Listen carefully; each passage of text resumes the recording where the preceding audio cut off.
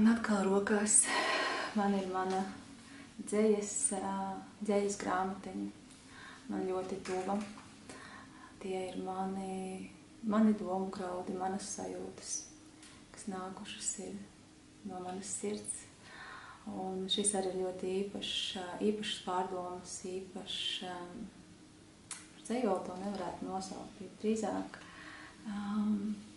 dzeja, kas plūst no manas sirds, kad ir droši vien, kad ir nākusi dabīgi izpratne vai dzirkstī mīlestības sajūta sirdī, tad rodās šie vārdi. Un šodien būs par ilūzijām un par spoguļiem un par to, kā mēs spoguļojamies. Un par to, cik ļoti cilvēks šeit uz zemes var nogurt no šiem spoguļiem un ilūzijām. Tā kā, jauku jums klausīšanos.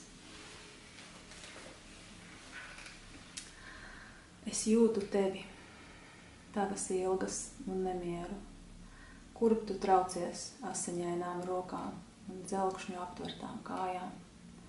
Katrs tavs spērtais solis, sāpju un baiļu pilns, kas tūkstošiem dzīvju ilgst. Tu tiec saraustīts miljoniem spoguļu lauskās, līdz vairs neatceries, kas patiesībā tu esi. Pat vistumšākā un apmātības pilnākā lauska tev šķiet patiesība, un tu to pieņem kā vienīgo eksistēšanu un būšanu par cilvēku. Tu paej garām tikko uzplaukšam sniegpulkstenītim, kas sauc tevi un izstaro patiesu gaismu un mīlestību, lai atvērtu tavu sirdi, lai palīdzētu nepazust miljons spoguļu lauskās. Bet tu nejūti, tu neredzi, tu nomīdi, noplēsi, noposti savu iespēju just, mīlēt un dzīvot. Līdz pienāk mirklis, kad tava dvēsele ar tevi runāt sāk. Pietiek asiņu, pietiek dzeloņdrātiem savainoto pēdu, nāc mājās. Un pēkšņi visas stikla lauskas vizuļot sāk un savu vietu sameklēt māk, līdz tās sasniedz vienu veselumu. Pilnība un miers, tu nebeidz jautāt sev.